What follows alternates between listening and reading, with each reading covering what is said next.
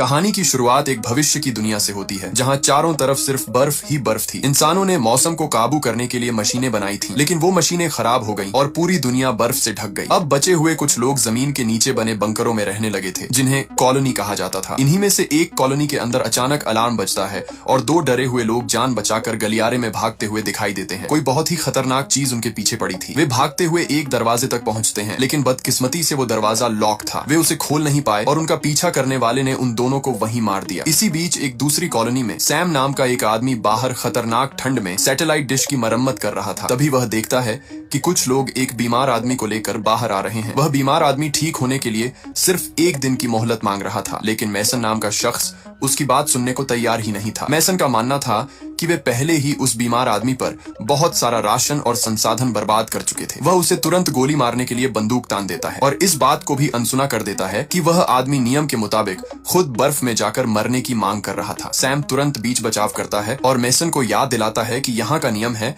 कि बीमार आदमी खुद चुन सकता है कि उसे गोली खानी है या बाहर बर्फ में जाना है, और इस नियम का सम्मान होना चाहिए। लेकिन मैसन को इन बातों से कोई फर्क नहीं पड़ा और उसने उस आदमी को वहीं मार दिया। उसका कहना था कि बाकी लोगों के जिंदा रहने के लिए यह जरूरी था। जब सैम वापस कॉलोनी के अंदर आता है तो पता चलता है कि यहाँ रहने वाले लोग एक बंद जगह में बहुत कम संसाधनों के साथ रह रहे थे, इसलिए वे मामूली सर्दी जुकाम से भी बुरी तरह डरते थे। दरअसल पिछली बार जब यहाँ फ्लू फैला था तो उसने एक हफ्ते के अंदर ही 20 लोगों की जान ले ली थी। इसी खतरे को देखते हुए उनके लीडर ब्रिग्स ने यह नियम बनाया था कि अगर कोई भी बीमार पड़ता है तो उसे तुरंत सबसे अलग क्वारंटाइन में भेज दिया जाएगा। नियम के मुताबिक अगर क्वारंटाइन में रहने के बाद भी बीमार लोगों की हालत में सुधार नहीं होता तो उन्हें दो रास्तों में से एक चुनना पड़ता था। या तो वो एक गोली खाकर अपनी जान दे दें या फिर बर्फ में एक लंबी सैर पर निकल जाएं, जहां भी मौत पक्की ही थी। इस कॉलोनी के लोग जिंदा रहने के लिए जी जान से मेहनत करते थे। वे एक दूसरे का ख्याल रखते और बीज उगाने की कोशिश करते थे। लेकिन अब उनकी आबादी पहले जैसी नहीं रही थी, क्योंकि हर गुजरते साल के साथ खाना और संसाधन कम होते जा रहे थे। कॉलोनी में अक्सर यह अफवाह उड़ती थी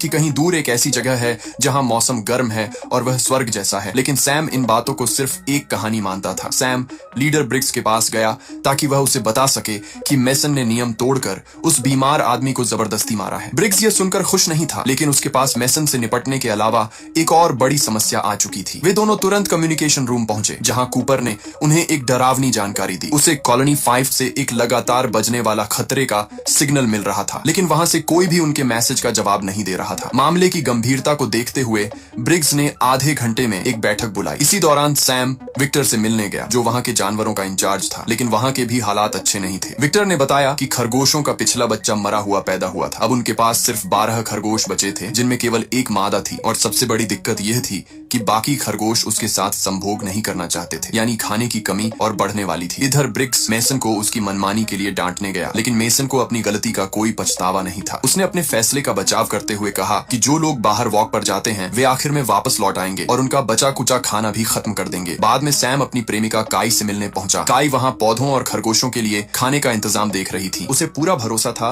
कि मौसम को ठीक करने वाली मशीनें अभी भी बर्फ के नीचे कहीं दबी हुई हैं और काम कर सकती हैं। वह हार मानने को तैयार नहीं थी और अपने रडार की मदद से लगातार उस तकनीक को खोजने की कोशिश कर रही थी। थोड़ी देर बाद कॉलोनी के सभी लोग मीटिंग के लिए एक जगह जमा हुए। वहां डेक्स्टर अपनी पत्नी को बार बार समझा रहा था कि वह सबके सामने खांसे नहीं, ताकि किसी को शक न हो। जब सैम वहां से गुजरा तो उसकी पारखी नजरों ने भांप लिया कि वे दोनों बीमार हैं। सैम ने उन्हें टोकते हुए फौरन अपने कमरे में जाने को कहा, लेकिन डेक्स्टर डर गया और उसने बात को घुमाते हुए कहा कि वे दोनों बिल्कुल ठीक हैं। उसी समय ब्रिग्स वहां आता है और सबको कॉलोनी 5 के हालात के बारे में बताता है। वह ऐलान करता है कि वह खुद एक टीम लेकर वहां जांच करने के लिए जाएगा। मैसन इस बात का विरोध करता है और कहता है कि इस मुश्किल वक्त में उन्हें अपने लोग और राशन बाहर बर्बाद नहीं करने चाहिए, लेकिन ब्रिग्स उसकी बात को अनसुना कर देता है। फिर ब्रिग्स डेक्स्टर को अपनी टीम में शामिल होने के लिए कहता है, लेकिन सैम जानता था कि डेक्स्टर और उसकी पत्नी की तबीयत ठीक नहीं है। डेक्स्टर को बचाने के लिए सैम खुद आगे आता है और कहता है कि वह टीम में जाएगा, जबकि डेक्स्टर को टरबाइन की देखभाल के लिए यहीं रुकना चाहिए। अपने पिता विक्टर के मना करने के बावजूद जवान लड़का ग्रेडन भी इस मिशन के लिए स्वेच्छा से आगे आता है। अपनी टीम तैयार करने के बाद ब्रिग्स काई को अपनी गैर मौजूदगी में कॉलोनी का इंचार्ज बना देता है। तभी अचानक डेक्स्टर की पत्नी को सबके सामने छींक आ जाती है, जिससे वहां हड़कंप मच जाता है। लोग डर के मारे अपने चेहरे ढक लेते हैं और उनसे दूर हटने लगते हैं। उस पति पत्नी को तुरंत क्वारंटाइन में डाल दिया जाता है। मैसन एक बार फिर शिकायत शुरू कर देता है कि उन्हें अभी उनका टेस्ट करना चाहिए। ब्रिग्स उसे जमकर डांटता है और साफ कह देता है कि उसके वापस आने तक उन दोनों के बारे में कोई फैसला नहीं लिया जाएगा। इसके बाद एक छोटा सा दृश्य दिखाई देता है, जहां एक बर्फीले तूफान के बीच एक लड़का तेज हवाओं का मुकाबला करते हुए चल रहा है। वह तब दंग रह जाता है जब उसे अपनी माँ जमीन पर मरी हुई मिलती है। ठीक उसी वक्त सैम की नींद खुल जाती है। पता चलता है कि यह उसकी माँ की मौत का एक भयानक सपना था जो उसे अक्सर आता था। काई उसे संभालती है और याद दिलाती है कि जो हुआ उसमें उसकी कोई गलती नहीं थी। अगले दिन टीम अपने मिशन के लिए निकल पड़ती है। इसका मतलब था कि उन्हें मीलों तक जमी हुई बर्फ और जानलेवा बर्फीली हवाओं का सामना करते हुए पैदल चलना था। चलते चलते जब वे एक उजाड़ और पुराने शहर को पार करते हैं तो उन्हें रास्ते में एक पुरानी मौसम ठीक करने वाली मशीन मिलती है। सबको थोड़ी उम्मीद जगती है, लेकिन बदकिस्मती से वो मशीन खराब हो चुकी थी और काम नहीं कर रही थी। थोड़ी देर बाद वे एक पुराने पुल पर पहुंचते हैं और उसे बहुत ही सावधानी से पार करने की कोशिश करते हैं। सालों से मरम्मत न होने की वजह से पुल की हालत बहुत खराब थी और उसे पार करना जान जोखिम में डालने जैसा था। जब वे सावधानी से आगे बढ़ रहे थे तभी अचानक ब्रिग्स के पैरों के नीचे से पुल का एक हिस्सा टूट कर गिर गया और वह गिरते गिरते बचा। वह सही समय पर पीछे हट गया, वरना एक बड़ा हादसा हो सकता था। पुल के दूसरे छोर पर उन्हें एक कार खड़ी मिली जिसके पास एक आदमी की लाश पड़ी थी और उसके हाथ में एक बंदूक भी थी। जब उन्होंने कार के अंदर झांका तो देखा कि उस आदमी का पूरा परिवार अंदर मरा हुआ पड़ा था। उन्हें यह समझते देर नहीं लगी कि उस आदमी ने खुद को खत्म करने से पहले अपने पूरे परिवार को मार डाला ताकि उन्हें इस नरक में तड़पना न पड़े। बर्फ पर मीलों पैदल चलने के बाद उन तीनों को एक क्रैश हुआ हेलीकॉप्टर मिला। उन्होंने रात बिताने के लिए उसी के अंदर रहने का फैसला किया। ग्रेडन अभी इतना छोटा था कि उसने अपनी जिंदगी में कभी किसी विमान या हेलीकॉप्टर को उड़ते हुए नहीं देखा था, इसीलिए वह इसे देखकर काफी हैरान था। वहां रुककर ब्रिग्स ने अपनी कॉलोनी में फोन किया ताकि वहां के हालात जान सके। कूपर ने उसे बताया कि डेक्स्टर और उसकी पत्नी की हालत बिगड़ती जा रही थी। मेसन अभी भी अपनी जिद पर अड़ा था कि उनका टेस्ट किया जाए, इसलिए ब्रिग्स ने कूपर को साफ कह दिया कि अगर मेसन अपनी हद पार करने की कोशिश करे तो वह उसके खिलाफ ताकत का इस्तेमाल कर सकता है। बाद में बातों बातों में ग्रेडन को वहां एक पुरानी मैगजीन मिली जिसे देखकर दूसरे लोग उसे चिढ़ाने लगे। ब्रिग्स ने बताया कि यह वही जगह है जहां उसे सालों पहले सैम मिला था। यह सुनकर सैम ग्रेडन को अपनी कहानी सुनाने लगा। उसने बताया कि जब वह छोटा बच्चा था तब उसका परिवार और कुछ अन्य लोग पुरानी खदानों में छिपकर रहा करते थे। सैम ने बताया कि जब उनकी सप्लाईज खत्म हो गई और उन्होंने अपने कुत्तों और घोड़ों तक को खा लिया तब उसके पिता और कुछ अन्य आदमी मदद मांगने के लिए शहर गए थे, लेकिन वे कभी वापस नहीं आए। उस ठिकाने पर लोग एक एक करके मरने लगे थे, इसलिए सैम ने अपनी माँ और बहन को किसी सुरक्षित जगह ले जाने की कोशिश की, पर बदकिस्मती से वे एक भयानक बर्फीले तूफान में फंस गए और सब अलग हो गए। सैम ने उसके बाद उन्हें फिर कभी नहीं देखा। अगर ब्रिग्स उसे नहीं मिलता तो वह भी उस दिन मर गया होता। अगले दिन वे तीनों आखिरकार कॉलोनी पॉइंट पहुंच जाते हैं। वहां के मुख्य गेट के बाहर खून के धब्बे देखकर वे दंग रह गए। जैसे ही वे अंदर दाखिल हुए उन्हें धुएं की अजीब सी गंध आने लगी। जब वे सीढ़ियों से नीचे उतरे तो उन्हें और भी ज्यादा खून दिखाई दिया। दरअसल ये वही गलियारा था जो शुरुआत में दिखाया गया था। इस कॉलोनी में करीब 50 लोगों के होने की उम्मीद थी, इसलिए वहां किसी का भी उनका स्वागत न करना एक बड़ी चिंता की बात थी। ब्रिग्स ने ग्रेडन को एक बंदूक थमा दी और फिर वे तीनों सावधानी से चारों ओर देखने लगे। वे जिस भी गलियारे में जाते उन्हें वहां फर्श पर खून और बिखरा हुआ सामान ही मिलता। वे ये मान चुके थे कि यहाँ अब कोई भी जिंदा नहीं बचा है। तभी अचानक उन्हें एक बंद कमरे से कुछ आवाज सुनाई दी। सैम ने तुरंत उस कमरे का ताला तोड़ दिया। जैसे ही दरवाजा खुला उन्हें जमीन पर एक आदमी लेटा हुआ मिला। वे धीरे धीरे उसके पास बढ़े, लेकिन लेलैंड नाम का वह आदमी अचानक उन पर चिल्लाने लगा और अपनी जान की भीख मांगने लगा। उन तीनों ने उसे भरोसा दिलाया कि वे दोस्त हैं और उसे नुकसान नहीं पहुंचाएंगे। लेलैंड ने खाना और पानी लेने से पहले उनसे मिन्नत की कि वे दरवाजा वापस बंद कर दें। वह कई दिनों से उस कमरे में फंसा हुआ था और उसे नहीं पता था कि कोई और जिंदा बचा भी है या नहीं। उसने बताया कि कुछ दिन पहले उसकी कॉलोनी ने अपना एंटीना ठीक किया था और उन्हें एक मैसेज मिला था। लेलैंड अब वही मैसेज उन तीनों को सुनाने लगा। स्क्रीन पर एक वीडियो चलता है जिसमें बिना बर्फ वाले इलाके में एक आदमी खड़ा दिखाई देता है। वह बताता है कि उसके ग्रुप ने एक मौसम मशीन को ठीक कर लिया है और वहां की जमी हुई बर्फ को सफलतापूर्वक पिघला दिया है। अब उनके पास खेती के लिए उपजाऊ जमीन है और उन्हें बस कुछ बीजों की जरूरत है। बदकिस्मती से वीडियो बीच में ही कट जाता है और उन्हें उस जगह की पूरी लोकेशन पता नहीं चल पाती। लेलैंड उन्हें बताता है कि उन्होंने उस सिग्नल का पीछा करते हुए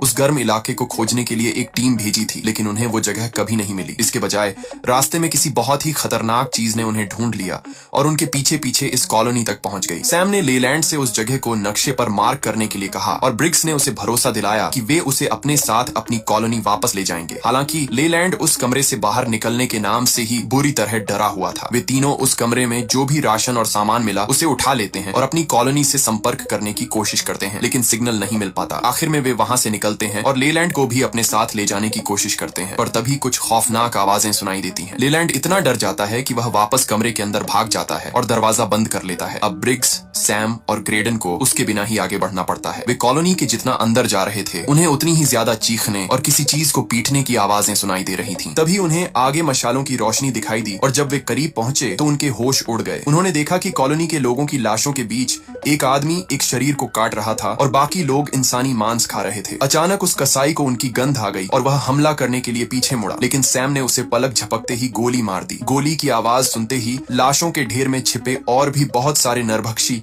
यानी इंसानों को खाने वाले लोग जाग गए। उनका लीडर जोर से चिल्लाया और उन सबने गलियारों में इन तीनों का पीछा करना शुरू कर दिया। सैम ने नरभक्षियों के लीडर के कान पर गोली मारी और एक दूसरे आदमी को भी मार गिराया, लेकिन उनकी गिनती बहुत ज्यादा थी। उन्हें धीमा करने के लिए ब्रिग्स ने उनकी तरफ एक डायनामाइट फेंका। इसी अफरा तफरी में ग्रेडन गलती से अपने ग्रुप से अलग हो गया और इससे पहले कि वो पीछे हट पाता, नरभक्षियों ने उसे घेर लिया और उस पर हमला कर दिया। ब्रिग्स और सैम तुरंत वहां पहुंचे और उन हमलावरों से डटकर मुकाबला किया। उन्होंने एक एक करके सबको मार गिराया, लेकिन जब उन्होंने ग्रेडन को चेक किया तो बहुत देर हो चुकी थी। ग्रेडन की मौत हो चुकी थी। उनके पास दुख मनाने का वक्त नहीं था क्योंकि और भी नरभक्षी उनके पीछे पड़े थे। सीढ़ियों से ऊपर भागते समय सैम ने एक और नरभक्षी को गोली मारी, लेकिन तभी उसकी गोलियां खत्म हो गईं। ब्रिग्स ने उन नरभक्षियों को रोकने के लिए सीढ़ियों के रास्ते को ही तोड़ दिया। बदकिस्मती से वहां पहले से ही एक नरभक्षी मौजूद था। ब्रिग्स उससे भिड़ गया और काफी जद्दोजहद के बाद उसे गोली मारने में कामयाब रहा। बाकी नरभक्षी भी वहां पहुंच गए और अपने साथी की मौत देखकर उनका लीडर गुस्से में चिल्लाने लगा। जैसे ही ब्रिग्स और सैम बाहर निकले, ब्रिग्स ने उस टावर को पूरी तरह तबाह करने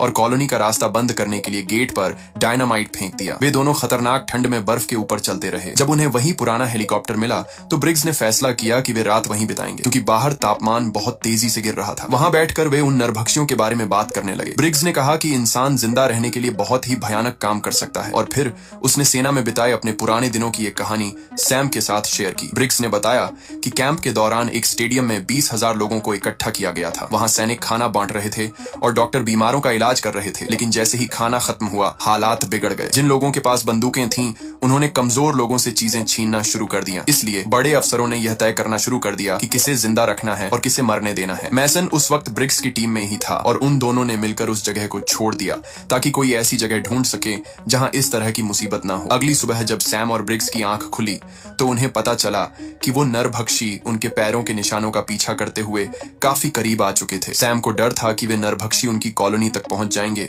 लेकिन ब्रिग्स ने उन्हें रोकने की एक योजना बना ली थी। वे दोनों तेजी से भागते हुए उसी पुराने पुल पर पहुंचे। वहां उन्होंने एक खतरनाक छलांग लगाकर पुल का एक हिस्सा पार किया और फिर रास्ते में डायनामाइट की एक छड़ी रख दी। वे पास ही कुछ टूटे हुए बोर्ड्स के पीछे छिप गए। बदकिस्मती से तेज हवा की वजह से डायनामाइट की फ्यूज बुझ गया। सैम उसे दोबारा जलाने के लिए आगे बढ़ने लगा, लेकिन ब्रिग्स ने उसे पीछे धक्का दे दिया और खुद वहां गया। बर्फीली हवा के कारण लाइटर जलाना बहुत मुश्किल हो रहा था, पर ब्रिग्स कोशिश करता रहा। इसी बीच कुछ नरभक्षी पुल पार करने के लिए कूदे, लेकिन वे सीधे नीचे जा गिरे। आखिरकार ब्रिग्स ने डायनामाइट जला लिया, पर वह वहां से भागा नहीं। उसने जानबूझकर उन नरभक्षियों को अपने करीब आने दिया और उनसे लड़ने लगा ताकि ज्यादा से ज्यादा नरभक्षी धमाके की चपेट में आ जाएं। तभी अचानक डायनामाइट ब्रिग्स के हाथ में ही फट गया। इस धमाके में ब्रिग्स की मौत हो गई और पुल का बीच का हिस्सा पूरी तरह टूटकर नीचे गिर गया, जिससे अब उसे पार करना नामुमकिन हो गया था। सैम ने देखा कि पुल टूटने के बावजूद उस नरभक्षी लीडर सहित कुछ नरभक्षी दूसरी तरफ बच गए थे और वे गुस्से में उसे घूर रहे थे। सैम के पास रुकने का वक्त नहीं था, इसलिए वह फिर से अपनी कॉलोनी की तरफ भागने लगा। इस बीच आउटपोस्ट पर मैसन ने अपनी मनमानी शुरू कर दी थी। उसने डेक्स्टर और उसकी पत्नी की मिन्नतों को नजरअंदाज किया और उन्हें बाहर ले आया। मैसन ने डेक्स्टर की पत्नी को गोली मार दी, लेकिन इससे पहले कि वह डेक्स्टर को मार पाता, काई वहां पहुंच गई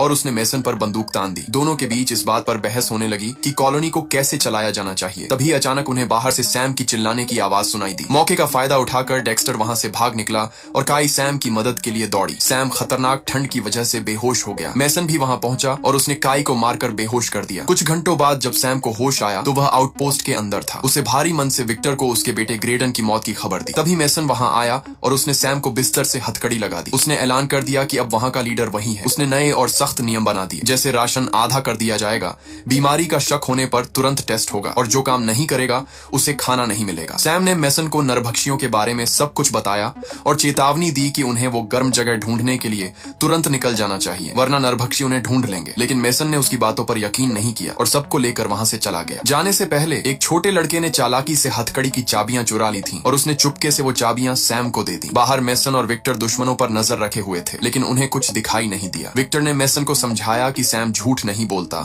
और उन्हें हमले के लिए तैयार रहना चाहिए। उन्होंने सुरक्षा कैमरों की मदद लेने का फैसला किया, लेकिन तभी एक आदमी ने आकर खबर दी कि सैम वहां से भाग चुका है। सैम तुरंत काई को खोजने निकल गया और उसने देखा कि उसे एक कमरे में बांध कर रखा गया था। उसे आजाद करने के बाद सैम ने काई के कंप्यूटर पर उस सिग्नल वाली जगह को खोजना शुरू किया। शुरुआत में तो कुछ नहीं मिला, लेकिन रडार को ध्यान से चेक करने के बाद आखिरकार उन्हें एक गर्म इलाका दिखाई दे गया। इससे यह पक्का हो गया कि दुनिया में एक ऐसी जगह सच में है जहां बर्फ पिघल चुकी थी। सैम और काई ने फौरन अपने बैगों में जितने हो सके उतने बीज भर लिए और दूसरों को आगाह करने के लिए भागे, पर रास्ते में मेसन और उसके आदमियों ने उन्हें रोक लिया। मेसन एक बार फिर अपनी ताकत दिखाने की कोशिश कर रहा था कि तभी बाहर से जोर जोर से दरवाजे पीटने की आवाजें आने लगी। सब लोग घबरा कर सुरक्षा कैमरों की तरफ दौड़े। वहां का नजारा देखकर सबके होश उड़ गए। नरभक्षी पागलों की तरह दरवाजा तोड़ने की कोशिश कर रहे थे। उनके लीडर ने कैमरे के सामने डेक्स्टर का कटा हुआ सिर दिखाया और फिर कैमरा तोड़ दिया। यह देखकर मेसन को आखिरकार सैम की बात पर यकीन हो गया। उसने तुरंत आदेश दिया कि जो भी लड़ सकता है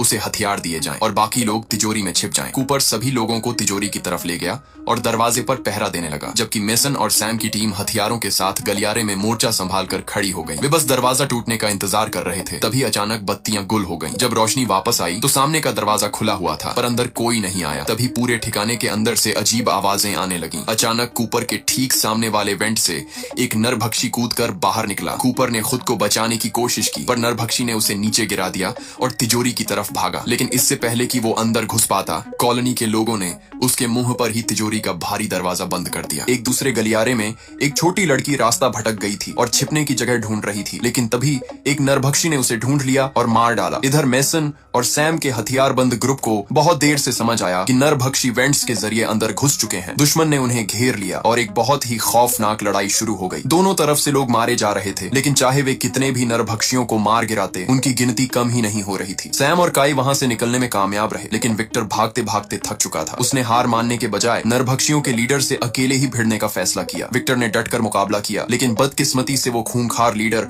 उस पर भारी पड़ा और उसे मार डाला। इसी बीच घायल मेसन भागकर एक सुरक्षित कमरे की तरफ गया जहां कुछ ऐसे लोग छिपे थे जो तिजोरी तक नहीं पहुंच पाए थे। मेसन ने अंदर घुसते ही दरवाजा बंद कर लिया, जबकि सैम और काई अभी बाहर ही थे। तभी एक नरभक्षी उनके करीब आ गया। ये देखकर अंदर मौजूद एक आदमी ने मेसन को धक्का देकर नीचे गिराया और दरवाजा खोलकर सैम और काई को अंदर ले लिया। लेकिन उसी अफरा तफरी में एक नरभक्षी भी उनके साथ कमरे के अंदर घुसने में कामयाब रहा। काई ने बिना वक्त गंवाए उसे गोली मार दी और वे सब मिलकर दरवाजा बंद करने के लिए दौड़े, पर वे जानते थे कि यह दरवाजा ज्यादा देर तक नहीं टिकेगा, क्योंकि बाकी नरभक्षी वहां पहुंच चुके थे और पागलों की तरह उसे पीटना शुरू कर दिया था। खतरे को देखते हुए सैम ने फुर्ती से एक वेंट खोला और सबको अपने पीछे बाहर आने को कहा। मेसन ने फिर से विरोध किया और कहा कि बाहर वे सब ठंड से जम जाएंगे, इसलिए उन्हें यहीं रुककर दुश्मन का सामना करना चाहिए। लेकिन बाकी लोगों ने उसकी बात अनसुनी कर दी और वेंट के रास्ते बाहर निकलने लगे। सैम भी वहां से निकलने ही वाला था, पर उसने रुककर मेसन को अपनी बंदूक थमा दी। कुछ ही सेकंड बीते थे कि नरभक्षियों ने दरवाजा तोड़ दिया और मेसन पर टूट पड़े। मेसन ने पास ही रखे एक गैस टैंक पर गोली चला दी, जिससे एक बहुत बड़ा धमाका हुआ। उस आग और धमाके में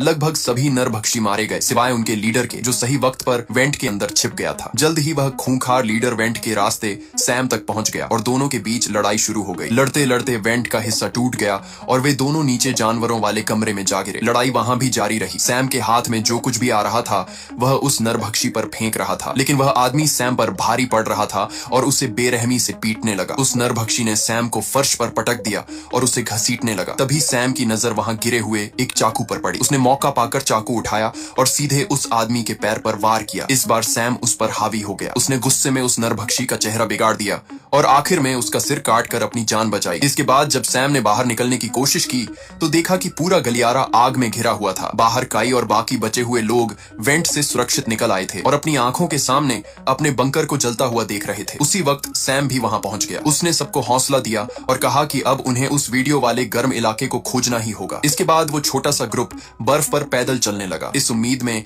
कि उन्हें जल्द ही रहने के लिए एक नया और सुरक्षित घर मिल जाएगा। इसी उम्मीद के साथ ये कहानी यहाँ पर खत्म होती है। आपको यह वीडियो कैसा लगा कमेंट में जरूर बताएं।